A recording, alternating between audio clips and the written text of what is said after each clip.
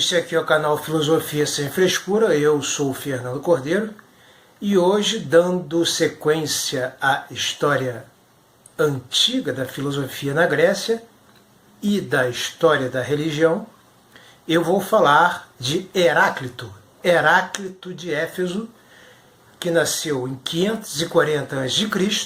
e morreu em 470 a.C., tendo uma morte horrível, sendo devorado por cachorros aos 70 anos de idade, ou próximo a completar 70 anos de idade, ou seja, com 69. E isso faz parte de alguma coisa que eu chamo de doxografia, que eu já expliquei aqui no vídeo anterior, que os pré-socráticos ou não escreveram nada, ou as suas obras são fragmentadas, elas têm fragmentos em função de incêndios, de má conservação, de um animal chamado traça, ou então você tem, para obter uma fisionomia mais precisa e coesa do filósofo pré-socrático que escreveu alguma coisa, a doxografia, que é a fofoca acadêmica. É o que escreveram a respeito do filósofo. Ok? Então vamos lá? Para Heráclito havia a unidade fundamental de todas as coisas que estão em movimento, e este movimento se processa através de contrários. O fogo é arqué para Heráclito. Mas Heráclito coloca bem que o fogo é gerador do processo cósmico, ou seja, gera o cosmos, e ele cai bem naquilo que eu falei no vídeo do Tales de Mileto, falando que eu estou explicando a água e o áperon de Anaximandro no cotidiano, hoje em dia mesmo, significa o seguinte, que não é porque o caos se transformou no cosmos, que é o planeta Terra, o universo, que elementos caóticos e acontecimentos caóticos não possam acontecer, não é? E que por isso mesmo não estejam prontos para serem submetidos a uma nova organização por parte, obviamente, do cosmos. Uma coisa é a cosmologia, os pré-socráticos explicarem como o caos se transformou em cosmos. Outra coisa é eles dizerem que na vida da gente sempre existe o caos e nós temos que ordenar, organizar ou reordenar e reorganizar as coisas, e o nome disso aí é cosmos. Mas Heráclito enfatiza isso bem, no momento melhor do que os pré-socráticos anteriores.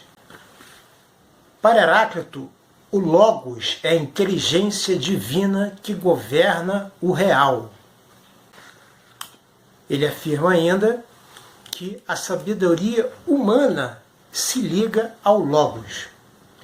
Então, o que ele quer dizer com esses pontos aí fundamentais de sua doutrina, de sua filosofia, é que esse logos para Heráclito é razão e é discurso. É a razão e é o discurso racional.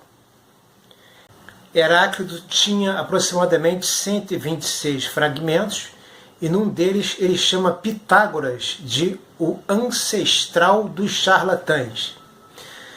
Na doxografia consta que ele, além de ter sido morto por volta dos 70 anos de idade, devorado por cães, que ele escreveu o seu livro de filosofia e depositou no templo da deusa Ártemis, ofereceu a ela o seu livro, e a doxografia de Heráclito conta também que ele,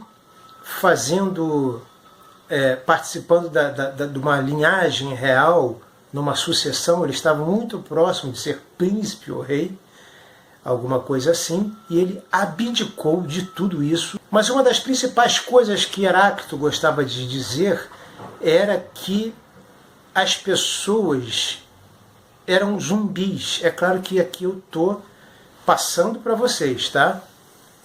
Assim, é o meu conhecimento próprio, e eu friso que conhecimento é exatamente isso. Você ter informação é uma coisa, não é? Se eu for ler aqui exatamente o que está escrito no livro do próprio Gerhard von Heine, dos pré-socráticos, que eu já indiquei desde o vídeo anterior, e tenho me baseado neles desde que comecei a fazer o primeiro vídeo sobre os pré-socráticos. Exatamente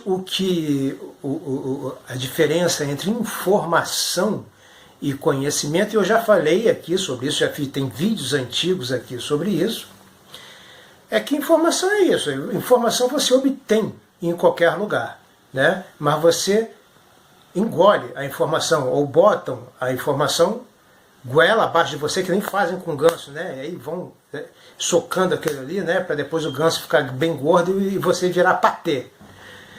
Então, quer dizer, e por isso que é essencial que muitas vezes a gente deixe um pouco, né? Faça como disseram, a televisão é apenas um eletrodoméstico. Só espero que vocês não façam isso aqui comigo também, né?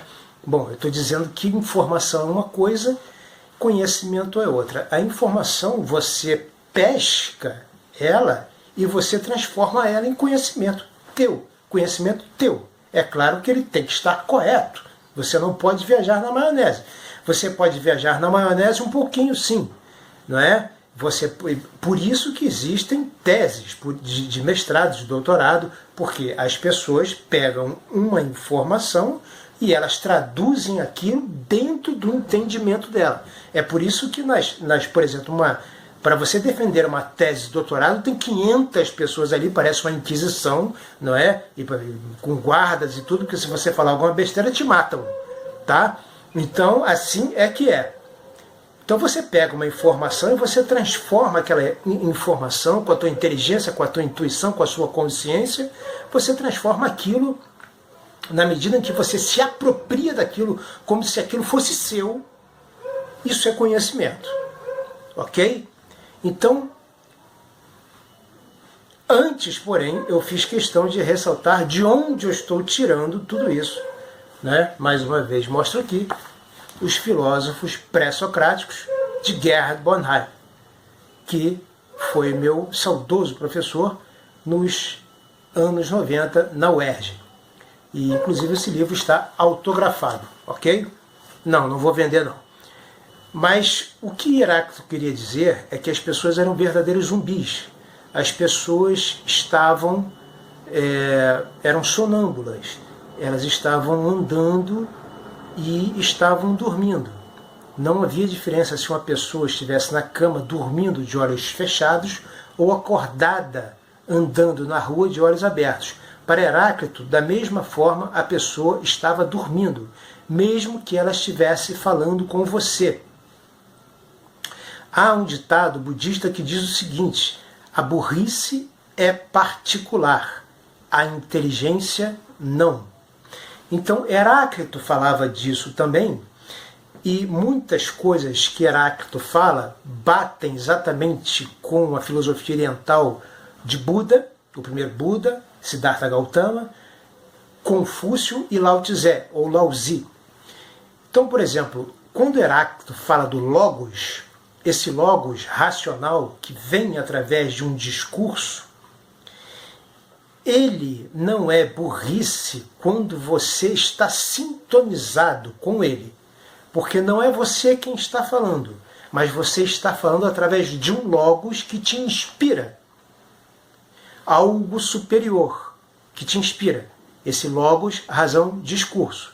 Então, você tem que se sintonizar com esse logos se você quiser sair do estado de adormecimento profundo em que você se encontra e quiser estar permanentemente acordado e de olhos bem abertos. Esse logos governa o real. Então, Se você não sintonizar com o Logos, você não vai ter a intuição da realidade do jeito como ela é, de como as coisas se processam na realidade através dos contrários, e de como o próprio fogo permite tudo isso. Eu vou ler aqui rapidamente alguns fragmentos para ilustrar melhor. Os homens ignoram o que fazem em estado de vigília, assim como esquecem o que fazem durante o sono. Dormindo ou acordado, dá na mesma, se você não estiver sintonizado com o Logos.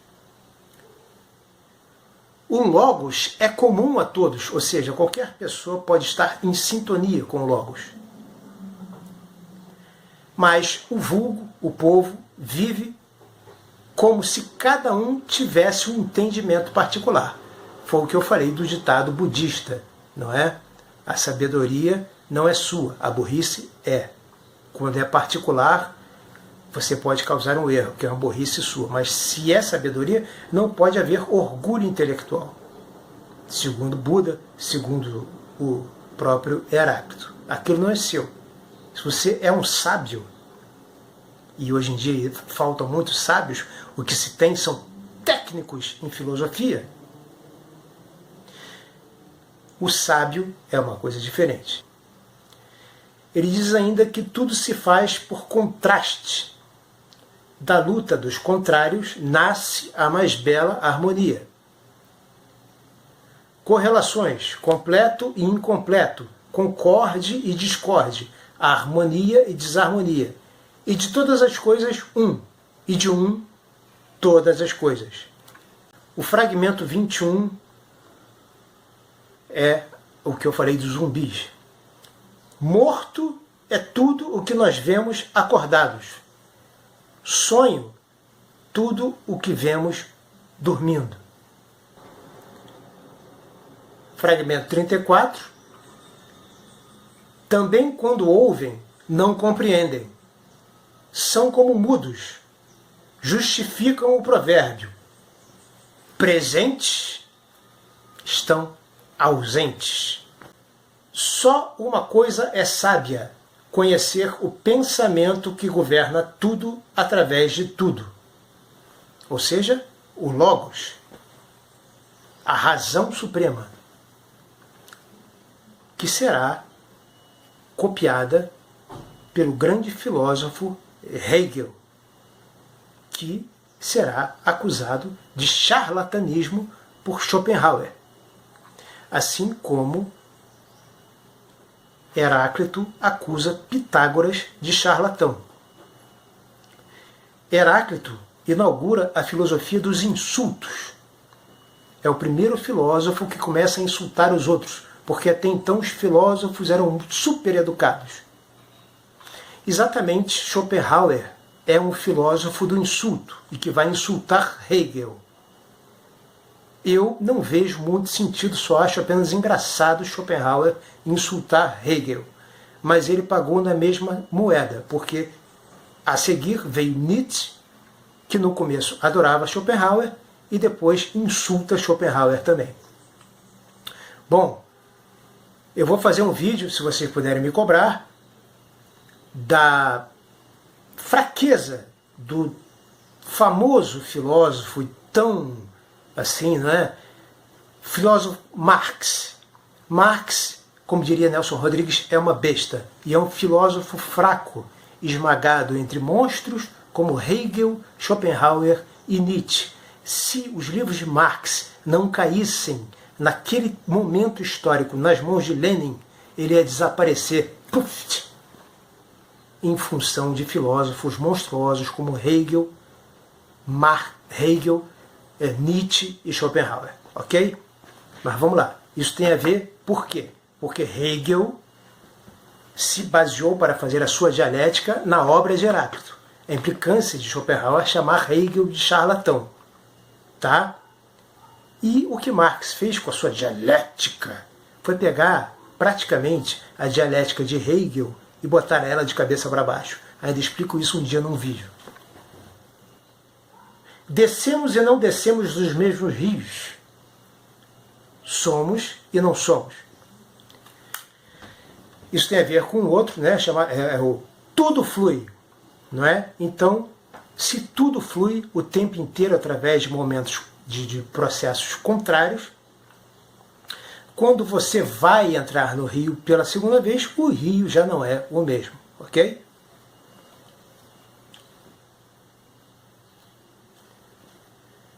Eles não compreendem como, separando-se, podem harmonizar-se. A harmonia de forças contrárias, como o arco e a lira. Bom, se você não entende de música, arco e flecha cairia muito melhor aqui, não é? A harmonia de contrários. O arco, que é aquilo que você puxa a corda, onde está a flecha, não é? Cada vez que eles se separam, a harmonia é maior, porque em um determinado momento, você vai soltar e aí a flecha vai disparar. É mais ou menos isso. Não, é exatamente isso que Heráclito quer dizer, quando ele fala que ninguém compreende como a separação pode ser a harmonia. A harmonia de forças contrárias, no exemplo que eu dei, né? O arco e a flecha, forças contrárias, né? Em função de um mesmo objetivo, de acertar um único alvo. A harmonia invisível é mais forte que a visível. O caminho da espiral sem fim é reto e curvo, é um e o mesmo.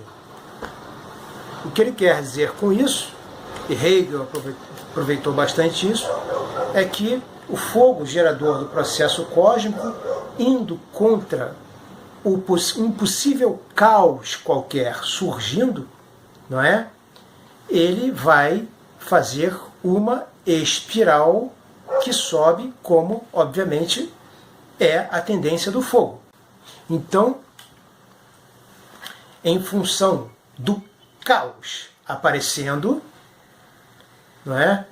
Sobrevém o cosmos, e aí, rodeando o caos, então, mais uma vez, o cosmos, e mais uma vez o caos, e mais uma vez o cosmos, e mais uma vez o caos, numa espiral sem fim. Assim é o processo dialético da espiral sem fim, reto e ao mesmo tempo curvo. Exatamente isso forma a dialética de Heráclito. O fogo. O fogo, então, descansa se movendo. Ok?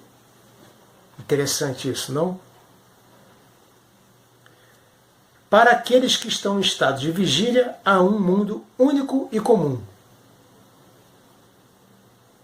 Por quê? Por causa do Logos. Não é verdade? O Logos racional, o Logos razão, discurso. Não se deve agir nem falar com os que dormem. Obviamente, ele está se referindo àqueles que estão dormindo, mas estão conversando com você. É sábio que os que ouviram, não a mim, mas as minhas palavras, que é o Logos, reconhecem que todas as coisas são um. Este foi Heráclito de Éfeso, o filósofo pré-socrático que desenhou de forma com cores mais vivas do que todos os seus filósofos antecessores a dialética dos contrários, que faz o movimento da realidade, processado pelo fogo, e que só enxerga quem está em sintonia com o Logos. Heráclito, ele era partidário, portanto, do movimento. E a grande querela, a grande discussão da filosofia antiga será tomada por Platão, porque depois de Heráclito vem um filósofo chamado Parmênides, que é adepto da imobilidade. Para Parmênides, a realidade é imóvel, para Heráclito, a realidade é movente, e Platão tomará partido de Parmênides. Tem até um diálogo de Platão chamado Parmênides. Entretanto, Platão vai entrar em alguns becos sem saída e, algumas vezes, quem lê Platão vai ver as referências que Platão é obrigado a fazer a Heráclito e como que Platão, às vezes, é obrigado a dar o braço a torcer a Heráclito. A solução para Platão foi criar dois mundos. Este mundo aqui, mundo sensível, mundo do movimento, e o mundo da imutabilidade, mundo das ideias, mundo inteligível. Tá ok? Aqui não tem erudito nem intelectual. Então, se você gostou, por favor, se inscreve no canal. Muito obrigado e até o próximo vídeo.